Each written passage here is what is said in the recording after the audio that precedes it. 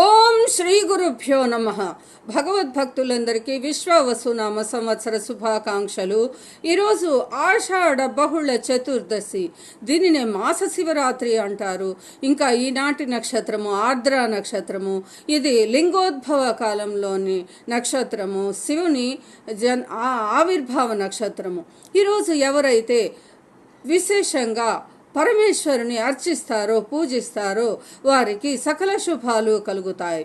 ఓం నమో భవాయ శర్వాయ రుద్రాయ వరదాయ చ పశూనాం పతయే నిత్యం ఉగ్రాయ చ కపర్దిని అంటూ ఈ చిన్ని శ్లోకాన్ని ఈరోజు ఎవరైతే స్మరిస్తారో వింటారో వారికి సకల శుభాలు కలుగుతాయి.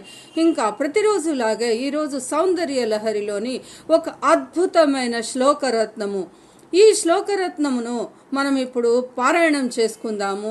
దీని వలన వశీకరణ శక్తులు లాంటి దివ్యమైన శక్తులు లభిస్తాయి. ఆ శ్లోకాన్ని ఇప్పుడు మనం పారాయణం చేసుకుందాం.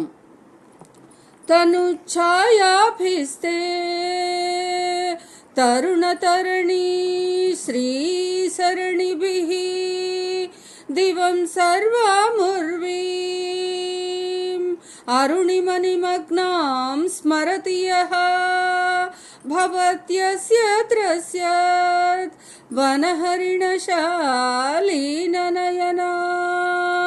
సహోర్వస్యావస్యాః కతి కతి న గీర్వాణగణికాః.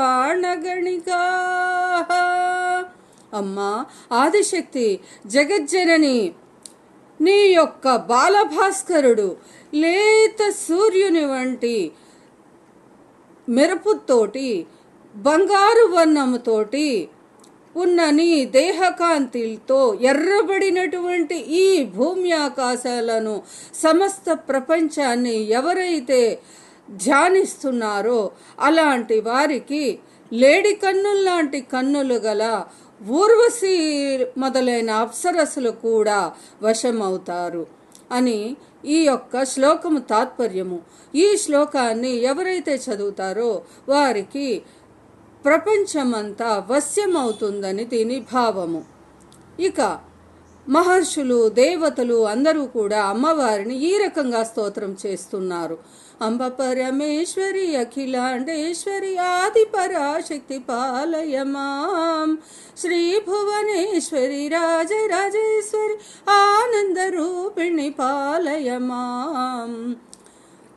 నమః పార్వతీపతయ హర హర మహాదేవ శంభో శంకర హర హర.